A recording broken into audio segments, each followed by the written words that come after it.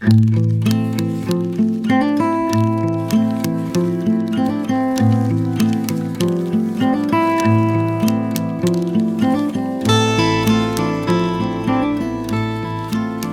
one thing even the most cynical person isn't immune to is being seen.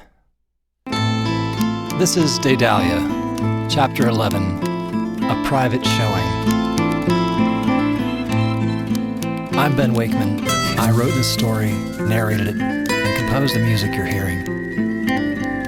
You're experiencing it in the way I first imagined it, as a world, a ritual, or perhaps a dream you fall into and float out of each week. If the story of Daedalia pulls you in, you can subscribe or leave a comment on my website, catchrelease.net. That's how I know you're out there.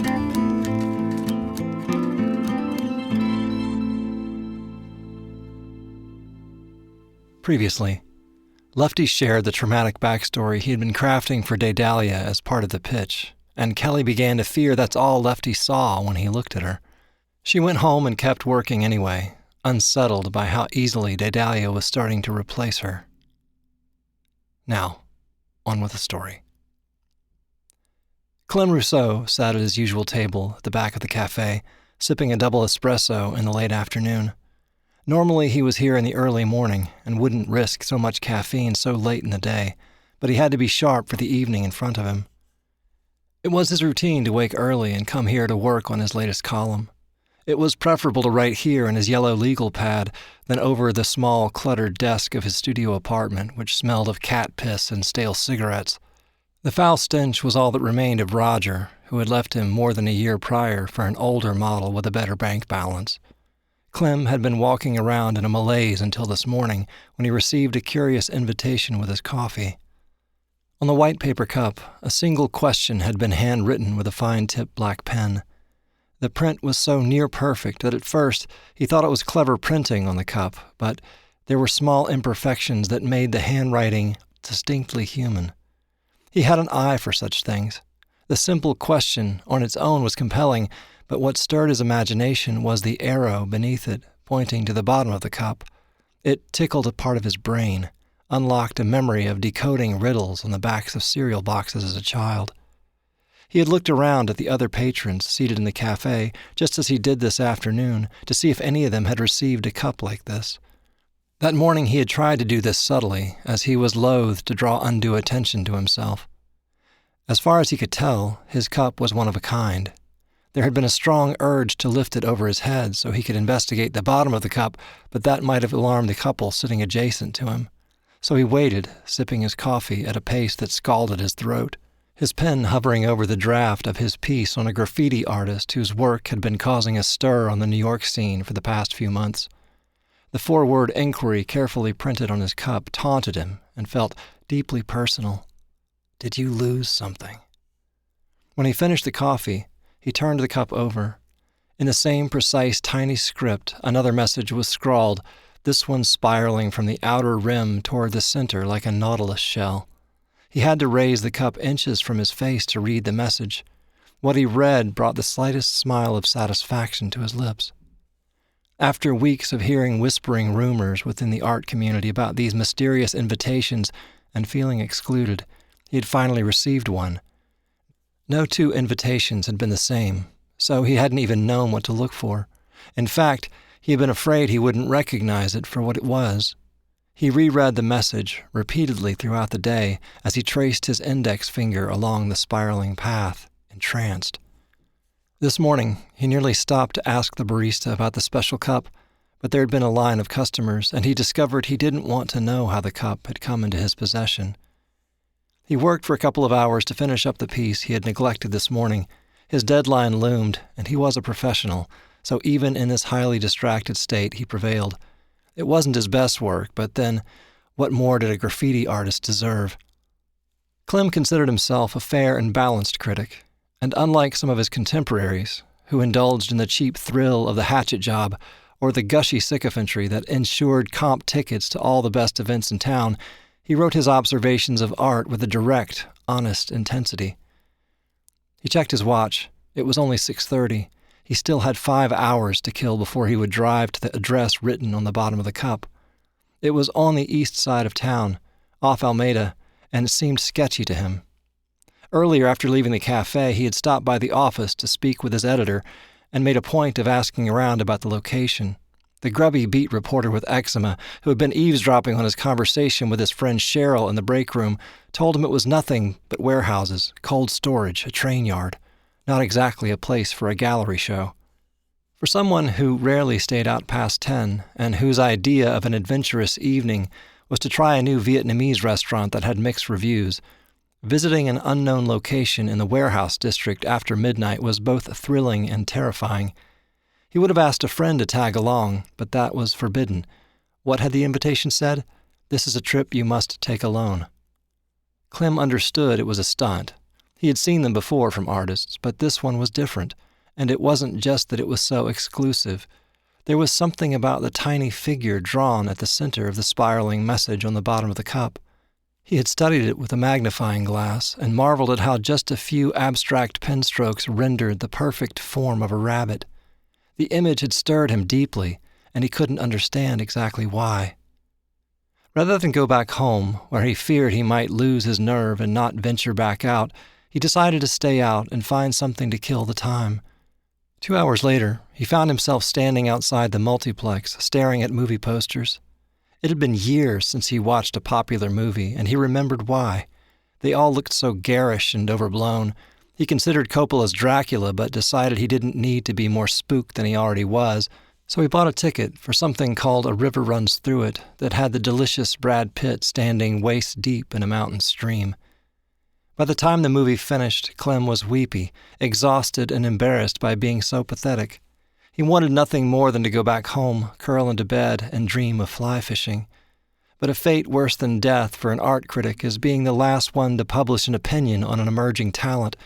So when he got back into the car, he gave himself a little pep talk and cranked the engine of his old Accord. The streets of West Hollywood were still humming with happy, drunk clusters of young people ambling down Santa Monica. On La Brea, headed south, there was an atmospheric change. It was quieter, darker. By the time he crossed Olympic, he saw the shimmery halo of Hollywood fade in his rear view. He passed strip malls with psychic readers, boarded-up storefronts, and liquor stores with spastically strobing fluorescent lights. At the 10, he merged east, passing half-lit billboards, graffiti on overpasses, and endless concrete arteries. He hated the freeway, especially at night.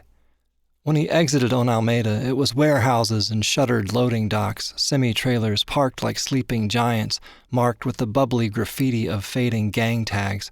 No more palm trees, no more pedestrians. He pulled slowly down a narrow street with nondescript industrial buildings on one side and a chain-link fence bordering a weedy parking lot with hulking warehouses on the other. This was a bad idea. He fumbled for the cup in the passenger seat, slowed to a stop, and checked the address. 2326 East 8th Street. It was somewhere on this block, but nothing screamed art exhibition. At least there's plenty of parking, he mumbled to himself like a man whistling in a graveyard as he put the car in park behind a gray Toyota Corolla, the only other car on the street. He got out, closed the door, and looked up and down the street in both directions. The storefronts, if you could call them that, were all shuttered with heavy rolling doors or corrugated steel sliding doors with handles chained together and padlocked. The only working light was 3 doors down from where he stood, but when he walked up he saw the number was wrong and it was locked up tight. Walking back toward his car, he was ready to give up when he heard the faintest strains of music, a solo violin playing somewhere farther down the darkened sidewalk.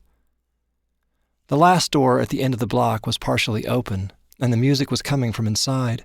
As Clem approached, he could see a faint light flickering from inside a chipped clay pot by the door. The candlelight illuminated a small card affixed to the painted cinder block wall.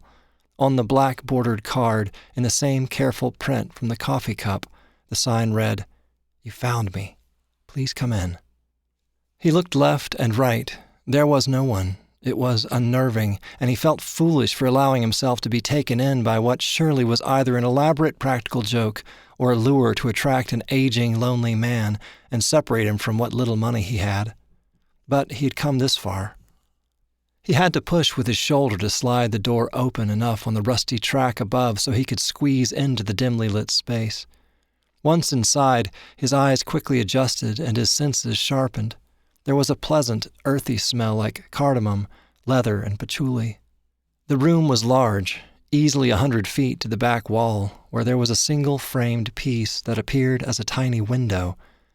It was so precisely lit from a powerful penlight somewhere above in the ceiling that it looked as though it were lit from within. The rest of the massive space was an inky shadow with no other source of light. As he moved toward the piece, his shoes scraped on the dusty concrete. The music swelled, the violin shifting into a high, aching register, the notes cascading and building upon themselves like the churn and roil of rapids on a river after a heavy rain. Clem forgot himself, forgot to be anxious, skeptical, or afraid as he drew near to the piece. When at last he stood before it, he found he had trouble understanding the scale of it. What he had estimated to be a frame less than 3 feet wide by 2 feet tall seemed so much larger up close, given the incomprehensible amount of detail and perspective. He understood right away this was not something to be consumed in one go. It required time and space to open itself. At a distance, it had appeared to be one thing, a surreal naturalistic landscape awash in tones of green and blue. But on closer inspection, it was an intricate, labyrinthian drawing in the same careful pen strokes he recognized from the cup. His eye was drawn to the bottom left corner of the canvas, where he recognized a version of the rabbit from the bottom of the cup. The creature was poised before an open gate, half covered in ivy. Beyond the gate, his eye traced a path through the hedgerows that twisted back into the distance of the painting, sometimes disappearing behind a structure like a fountain or stone cottage, and then reappearing only to twist back upon itself. The piece provoked in him the same tingling sensation he had as a boy upon seeing his first M.C. Escher drawing, and yet it was different. This work tugged at something deeper inside him. For such a technical piece, there was a raw, visceral, emotional energy that built up as he lingered before it. He found he was no longer in an abandoned warehouse observing a work of art, but moving through long hidden passageways from his childhood. He had no idea how long he stood before the painting, and he might have stayed there until dawn if the music hadn't faded and a man's voice hadn't broken his trance. He wasn't startled, which he certainly should have been, alone in a dark warehouse well after midnight. The voice was low and soothing, with a hint of southern charm. "Hello, Mr. Rousseau. I'm so glad you were able to make it." Clem turned to see a tall man with a rangy, athletic build, wearing an open-collared white shirt with a dark suede jacket, jeans, and desert boots. He had a handsome face, a strong chin, and an easy smile. "My name's Lefty Moody." He offered his hand. The warmth and strength of his handshake made Clem feel wobbly and out of sorts. Normally he prided himself on his unflappable ability to articulate in any situation, but he couldn't find words. "Can I offer you a drink?" Lefty asked. "I have some wine, whiskey, or perhaps sparkling water." Sorry, this is all just so strange. Are you the artist?" "Oh, Lord, no. I can barely draw a square if you gave me 3 sides to start. The artist's name is Daedalia. I represent her." "And is she here?" "No, I'm afraid not. No one will ever meet her for reasons I can't get into. Let's just say she's a private person." Clem's face contorted. He had about 50 questions he wanted to ask, and they were bottlenecked, leaving him once again at a loss for words. This man, Lefty, was patient and had an ease about him. He just seemed to be waiting. Finally, Clem asked the only question that truly mattered. How did she know what I lost?" That's where we'll leave it, for now.